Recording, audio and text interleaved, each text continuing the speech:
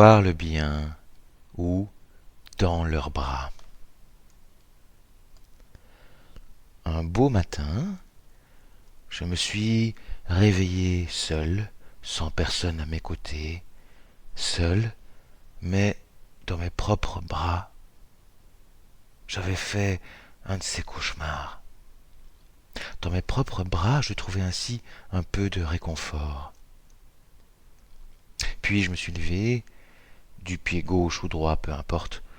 Bref, je me suis levé sur les deux pieds, l'un après l'autre. Il est certes difficile de se lever sur les mains. J'ai ouvert les volets de ma chambre, et de nombreux rayons du soleil, levant lui aussi, en ont profité pour s'engouffrer chez moi. Je ne les ai pas comptés. Tout ce que je sais, c'est qu'ils étaient nombreux et faisaient chaud au cœur. Je me suis penché par la fenêtre, c'était vert de partout, c'était beau. Et plein d'oiseaux chantaient. Je ne sais pas ce qu'ils chantaient, je ne parle effectivement pas la langue de ces oiseaux-là, et il n'existe aucun Wikipédia de ces bêtes. Comme chaque matin, les oiseaux chantaient donc, et cela me procurait, tels mes propres bras au réveil, puis les rayons du soleil, de la chaleur au cœur. J'avais envie de chanter avec les merles, les fauvettes, les rouges-gorges, les pinsons, les mésanges charbonnières, les roitelets, les chardonnerets, les percheronnettes, les moineaux, bref, avec tous ces volatiles. Mais cela aurait fait tache dans le concert. Je suis donc resté dans le silence, dehors. Puis j'ai allumé mon ordinateur. Comme chaque matin, les colibris de l'espèce lanceur d'alerte avaient fait leur part.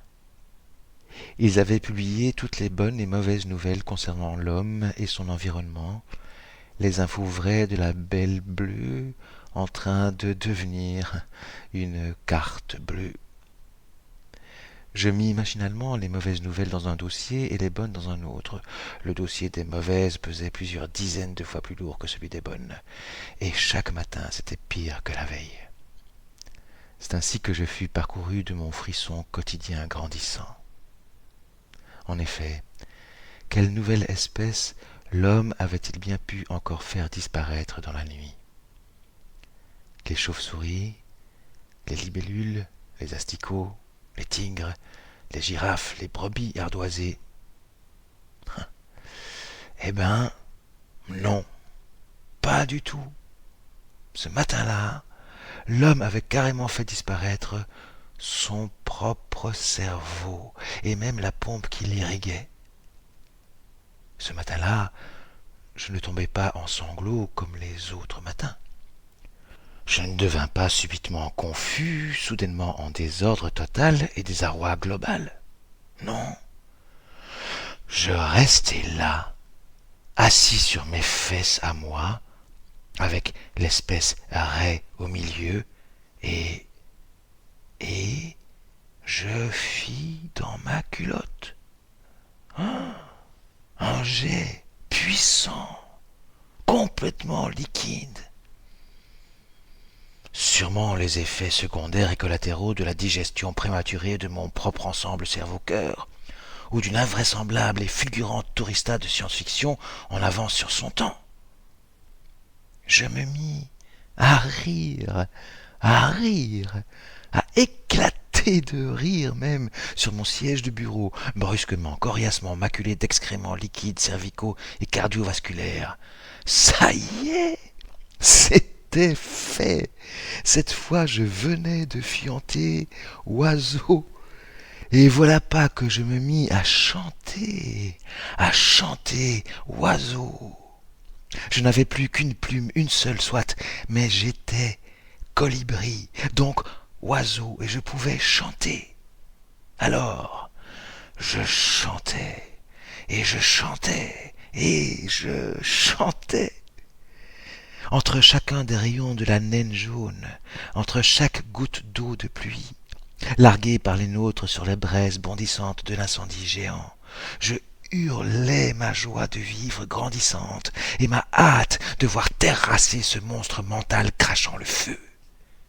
Hâte de pouvoir prendre enfin un simple bain de verdure, là où les arbres vous prennent dans leurs bras. Oh là là, je comprenais maintenant la langue des oiseaux, là où les arbres nous prennent dans leurs bras. Vous comprenez? Vous savez, dans leurs bras. Merci à David pour ce tabac providentiel. Un jet express du Mich, dit main dans le feu, avec colibri unité carbone associée et rédigé durant le vol Ryanair. La parenté avec toutes les créatures sur terre, dans le ciel et dans l'eau était un principe réel et actif. Dans le monde animal et aviaire, un sentiment de fraternité existait et permettait aux Lakota de se sentir en sécurité avec eux. Certains Lakota se sont tellement rapprochés de leurs amis à plumes et à fourrure qu'ils se sont mis à parler une langue commune.